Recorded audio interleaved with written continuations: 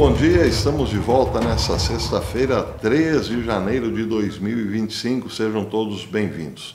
E o assunto mais importante hoje é a possibilidade de que exista uma relação entre os dois atentados do dia 1º da passagem do ano, um em Las Vegas e outro em New Orleans.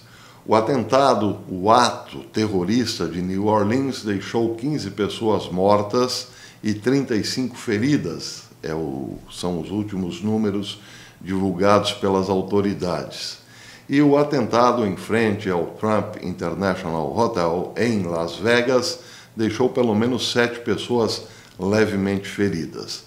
Mas a questão aqui é a seguinte: parte dos agentes do FBI estão tentando desvincular os dois atentados, ou melhor, tirar-lhes o rótulo de atentado terrorista, porque, segundo alguns agentes, não há nenhuma evidência de que tenham sido atos terroristas. Mas o mais complicado aí é que estão tentando dissociar qualquer um desses atentados.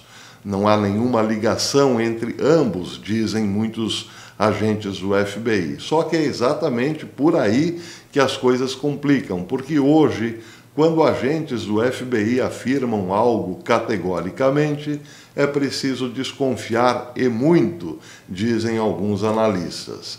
Primeiro, porque, segundo alguns analistas, foram 2 atos terroristas.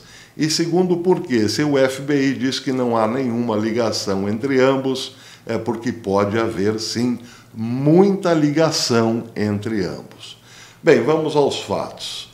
Na virada do ano, um veículo, uma picape, atropelou várias pessoas, deixando 14 mortos e 35 feridos. Na caminhonete que foi alugada, encontravam-se alguns dispositivos e uma bandeira do ISIS. O motorista do atentado tinha publicado nas redes sociais 5 vídeos dizendo que se vingaria, que mataria amigos e familiares. Ponto. O FBI ou alguns agentes do FBI dizem que não pode ser considerado como um ato terrorista porque os dispositivos na caminhonete ainda estão sendo analisados e podem não configurar como artefatos para atos terroristas. É verdade. Essa declaração existe por parte de uma agente do FBI. Já falo sobre isso. O segundo ponto é o seguinte: em Las Vegas, um Tesla Cybertruck estacionou em frente a um hotel de Donald Trump e começou a pegar fogo, e depois algumas explosões foram ouvidas, causadas por fogos de artifício dentro do veículo, que também continha um galão de gasolina ou combustível de acampamento, é o que dizem as autoridades. O detalhe mais interessante é que o motorista do Tesla, que explodiu, estava com um tiro na cabeça, e ele era um militar na ativa, considerado um agente especial, um militar altamente experiente. Pois bem, o que acontece é que o tio deste militar diz o seguinte: meu sobrinho era um militar especial do tipo Rambo, e se ele tivesse planejado um atentado na frente de um hotel, teria feito algo muito maior do que aconteceu. Ele era capaz de criar bombas realmente potentes, e não uma bombinha de fogos de artifício. Mais ou menos isso é o que disse o seu tio. Pois bem, o que acontece, o que chama a atenção é que o motorista, este militar experiente, tinha um tiro na cabeça. E autoridades dizem então que ele estacionou o Tesla em frente ao hotel de Trump, acionou os dispositivos para criar os fogos de artifício, ou a pirotecnia, e em seguida se matou. Bem, essa é uma das versões oficiais que está sendo investigada no momento. A outra diz o seguinte: é possível que este militar já estivesse morto quando o veículo estacionou em frente ao hotel de Donald Trump. O detalhe: ele era um eleitor de Donald Trump. Segundo o seu tio, Ele era um republicano convicto, um MAGA convicto. E é muito estranho que um MAGA convicto resolva suicidar-se em frente ao hotel de Trump e em seguida fazer com que seu carro explodisse, provocando, quem sabe, uma tragédia. É isso que não entra na cabeça do tio do rapaz que dirigia o Tesla. Então, suspeita-se que, como esse veículo poderia ser guiado por controle remoto até a frente do hotel, é possível que o motorista já estivesse morto quando o veículo parou e logo em seguida pegou fogo e explodiu. Teoria da conspiração? Bem, nesse momento existem fartos elementos para todo tipo de teoria, mas objetivamente alguns investigadores já descobriram que existem, sim, relações objetivas entre os dois atentados. O primeiro é o seguinte: o militar que explodiu o carro na frente do hotel de Trump em Las Vegas alugou-o por um aplicativo, o mesmo aplicativo em que a picape de New Orleans foi alugada, um aplicativo chamado Turo. Pois é, essa é uma ligação objetiva, pode não ter nada a ver, mas há sim um fato concreto ligando os dois atentados. Outra ligação, essa também objetiva, mas mais importante, é que os dois protagonistas dos dois atentados serviram na mesma base militar. O FBI diz que não há como comprovar se os dois se conheciam, mas é um fato, eles serviram na mesma base militar. A primeira notícia que chama a atenção é a tentativa do FBI de desqualificar o atentado como atentado terrorista em New Orleans. Diz aqui o Gateway Pundit que autoridades policiais realizaram uma coletiva de imprensa depois que um terrorista atacou um grupo de folhões à véspera do Ano Novo em New Orleans, na manhã de quarta-feira.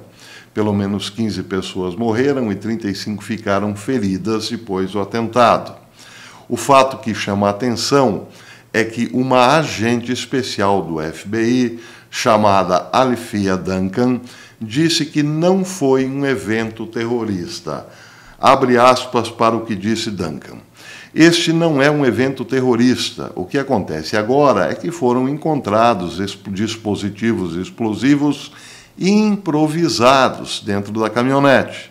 Eles foram encontrados e estamos trabalhando para confirmar se são dispositivos viáveis a atos terroristas ou não, disse Alifia Duncan. O que chama, em primeiro lugar, chama atenção porque ela é uma agente especial do FBI, mas usa piercing no nariz. Nada contra piercings no nariz. Mas seria, digamos, conveniente para um agente do FBI usar piercings no nariz? Bem, essa é uma questão de menos importância, mas que chama atenção, chama.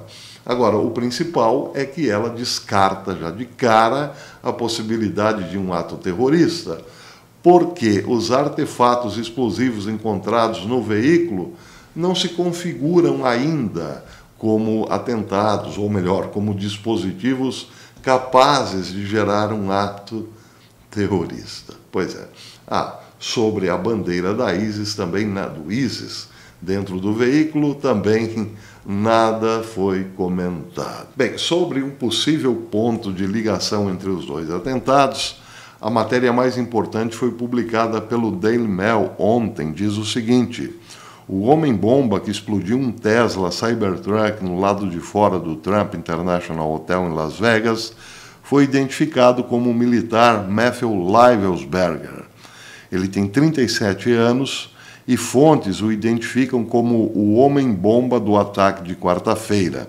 Ele serviu mais de 19 anos no exército americano, 18 dos quais foram nas forças especiais. Sua função atual, foi listada como gerente de sistemas remotos e autônomos, no qual estava há apenas 3 meses. fontes policiais revelaram que Liebsberg serviu anteriormente na mesma base militar que o terrorista de New Orleans, Shamsud-Din Jabbar, de 42 anos. A polícia, no entanto, não confirmou se os dois eram conhecidos. Então, isso aí, matéria para a teoria da conspiração. Os dois veículos foram alugados pelo mesmo aplicativo e os dois agentes dos atentados serviram na mesma base militar. Bem, a polícia diz que não há como comprovar se eles se conheciam, pelo menos não até o momento. Muito bem, tudo isso, claro, como disse, envolve o FBI, porque é a agência que está investigando todos esses atentados e já tem descartado, ou pelo menos sugerido, que não se tratam de atos terroristas. Mas vejam só, o FBI continua na mídia por conta desta foto que vocês estão vendo. Essa foto mostra uma pessoa, um homem provavelmente, vestido de moletom, colocando duas bombas, uma na sede uma no comitê dos republicanos e outra no comitê dos democratas, no 6 de janeiro, o dia da invasão do Capitólio, em Washington. Pois bem, o que acontece é o seguinte: o subcomitê da Câmara, subcomitê de administração da Câmara dos Deputados, está investigando esses problemas que não foram levantados até o momento sobre o 6 de janeiro. Eu já venho falando sobre isso em alguns vídeos desde o ano passado. Pois é. Bem, o que o comitê descobriu agora é o seguinte, que este suspeito de colocar duas bombas em Washington não foi investigado pelo FBI. Houve, sim, uma declaração do diretor do FBI, Christopher Wray, dizendo que havia uma grande investigação para descobrir quem era o homem por trás das bombas. Só que o subcomitê ouviu de um ex-agente do FBI, Dan Bongino, de que o FBI proibiu a investigação 2 dias depois de ser divulgado que alguém havia colocado duas bombas nos comitês, tanto dos republicanos quanto dos democratas. O FBI mandou que os investigadores, que os agentes, não investigassem nada e não falassem mais no assunto. Pois bem, agora o subcomitê quer saber quem é o rapaz da foto que foi escondida pelo FBI. A foto só foi revelada agora pelo subcomitê da Câmara. A matéria do Gateway Pundit traz um título bastante sugestivo. Diz: surpresa! Câmara divulga relatório bombástico sobre o atentado do 6 de janeiro, revelando que o FBI está envolvido em um enorme encobrimento do problema e se recusa a cooperar com os investigadores da Câmara, do subcomitê de administração da Câmara e subcomitê de supervisão. Por que será? Por que o FBI escondeu essa foto e por que não quer colaborar, não quer dizer quem é o suspeito vestindo o moletom e portando duas bombas de canos? Por quê? É situação bastante complicada nos Estados Unidos nesse momento, porque, ao que tudo indica, sim, existem duas alas muito antagônicas dentro dessas agências de 3 letras. Por falar em antagonismo, uma última matéria, que essa é rapidinha, essa foi publicada também pelo Gateway Pundit, e diz o seguinte: Biden está se preparando para proibir permanentemente novas perfurações de petróleo e gás offshore em águas costeiras importantes dos Estados Unidos, o que será difícil de revogar se isso for autorizado por Biden, porque tratam-se de proteções para áreas marinhas sensíveis baseadas numa lei de 72 anos atrás. Diz a matéria que espera-se que esse último esforço para bloquear a agenda energética do presidente eleito Donald Trump seja consagrado em uma ordem executiva, marcando mais um capítulo na guerra de Biden contra a energia americana.